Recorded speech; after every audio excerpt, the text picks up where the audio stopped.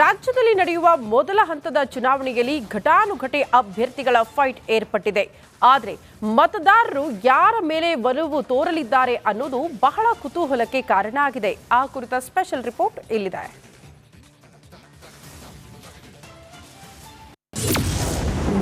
ಜಿದ್ದಾಜಿದ್ದಿನ ಅಖಾಡದಲ್ಲಿ ಗೆಲುವು ಯಾರಿಗೆ? ಯಾರ ಮೇಲೆ ಬೆಂಗಳೂರು ಮತದಾರರ ಒಲವು? ರಾಜ್ಯದ ಮೊದಲ ಹಂತದ ಚುನಾವಣೆಯಲ್ಲಿ ಬೆಂಗಳೂರು ಜಿಲ್ಲೆಯಲ್ಲೂ ಮತದಾನ ನಡೆಯಲಿದೆ. ಬೆಂಗಳೂರು ಜಿಲ್ಲೆಯಲ್ಲಿ ದಿಗ್ಗಜ ಅಭ್ಯರ್ಥಿಗಳು ಅಖಾಡದಲ್ಲಿದ್ದು ಗೆಲುವಿಗಾಗಿ ಬಿಗ್ ಫೈಟ್ ಏರ್ಪಟ್ಟಿದೆ. ಜಿದ್ದಾಜಿದ್ದಿನ fight. Doctor CN Manjunath versus DK Suresh. ಪ್ರತಿಷ್ಠೆಯ ಕಣವಾಗಿರುವ ಬೆಂಗಳೂರು ಗ್ರಾಮಾಂತರದಲ್ಲಿ ಕಾಂಗ್ರೆಸ್ ಅಭ್ಯರ್ಥಿಯಾಗಿ ಡಿಕೆ ಸುರೇಶ್ ಕಣದಲ್ಲಿದ್ದು, ಎದುರಾಳಿಯಾಗಿ ಬಿಜೆಪಿ ಅಭ್ಯರ್ಥಿ ಡಾಕ್ಟರ್ ಸಿಎನ್ ಮಂಜುನಾಥ್ ಕಣದಲ್ಲಿದ್ದಾರೆ. ಕ್ಷೇತ್ರದಲ್ಲಿ ಇಬ್ಬರ ನಡುವೆ ಗೆಲುವಿಗಾಗಿ ಜಟಾಪಟಿ ಇದ್ದು, ಗೆಲುವಿಗಾಗಿ ಭಾರೀ ಕಸರತ್ತು ನಡೆಸಿದ್ದಾರೆ. ಜಿದ್ದಾಜಿದ್ದಿನ ಫೈಟ್. ತೇಜಸ್ವಿ ಸೂರ್ಯ ವರ್ಸಸ್ ಸೌಮ್ಯ ರೆಡ್ಡಿ. ಬೆಂಗಳೂರು ದಕ್ಷಿಣದಲ್ಲಿ ಯಾರು ಗೆಲ್ತಾರೆ ಅನ್ನೋದು ಕುತೂಹಲವಾಗಿದೆ.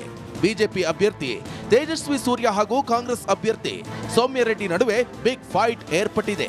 ಒಂದು ಬಾರಿ ಗೆದ್ದು ಸಂಸದರಾಗಿರುವ ತೇಜಸ್ವಿ ಸೂರ್ಯಗೆ ಟಕ್ಕರ್ ಕೊಡಲು ಸೌಮ್ಯ ರೆಡ್ಡಿ ಕಣಕ್ಕಿಳಿದಿದ್ದಾರೆ.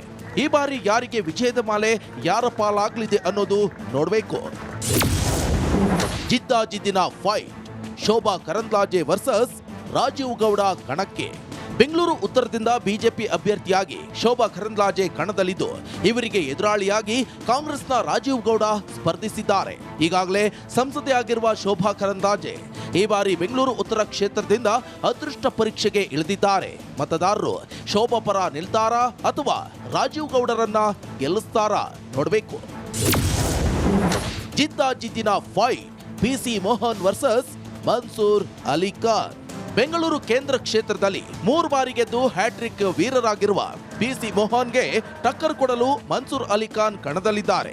ಕ್ಷೇತ್ರದಲ್ಲಿ ಬಿಜೆಪಿ ಅಭ್ಯರ್ಥಿ ಪಿಸಿ ಮೋಹನ್ ವಿರುದ್ಧ ಮನ್ಸೂರ್ ಅಲಿ ಖಾನ್ ಫೈಟ್ ಏರ್ಪಟ್ಟಿದೆ. ಒಟ್ನಲ್ಲಿ ಮತದಾರರು ಯಾವ ಅಭ್ಯರ್ಥಿಗಳ ಮೇಲೆ ಒಲವು ತೋರಿದ್ದಾರೆ ಅನ್ನೋದು ಕುತೂಹಲವಾಗಿದೆ. News desk, Republic Kannada, Bengaluru.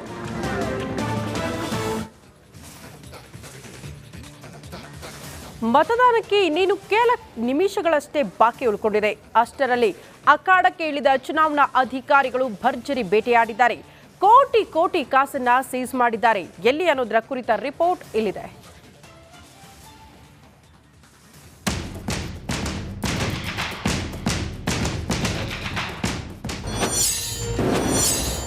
ಕೋಲಾರದಲ್ಲಿ 46 ಲಕ್ಷ ಜಪ್ತಿ. ಮೈಸೂರಿನಲ್ಲೂ 81.90 ಲಕ್ಷ ಹಣ ಸೀಸ್.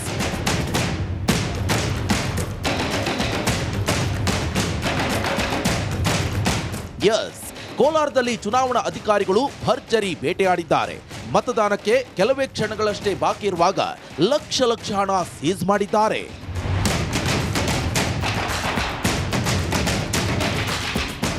ಕೋಲಾರ ಜಿಲ್ಲೆ ಕೆಜಿಎಫ್ ತಾಲೂಕಿನ ಬೇತಮಂಗಲದಲ್ಲಿ ದಾಖಲೆ ಇಲ್ಲದ 46 ಲಕ್ಷ ಹಣವನ್ನ ಸೀಸ್ ಮಾಡಲಾಗಿದೆ. ಬೇತಮಂಗಲದ ಶ್ರೀಹರಿ ಮಾರ್ಕೆಟ್ನಲ್ಲಿ ಹಣ ಜಪ್ತಿ ಮಾಡಲಾಗಿದೆ. ಈ ಹಣವನ್ನೆಲ್ಲ ಮತದಾರರಿಗೆ ಹಂಚೋಕೆ ತಂದಿತ್ತು ಅನ್ನೋ ಡೌಟ್ ಶುರುವಾಗಿದೆ.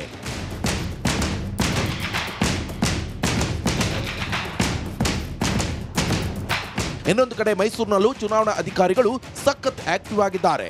ರಮಣಹಳ್ಳಿ ಚೆಕ್ ಪೋಸ್ಟ್ನಲ್ಲಿ 81.90 ಲಕ್ಷ ಹಣವನ್ನ ಸೀಸ್ ಮಾಡಿದ್ದಾರೆ. ಮಂಡ್ಯದಿಂದ ಮೈಸೂರಿಗೆ ತೆರಳುತ್ತಿದ್ದ ಕಾರ್ನಲ್ಲಿ ಈ ಹಣವನ್ನ ಸಾಗಿಸುತ್ತಿದ್ದು, ತಪಾಸಣೆ ವೇಳೆ ಹಣ ಪತ್ತೆಯಾಗಿದೆ.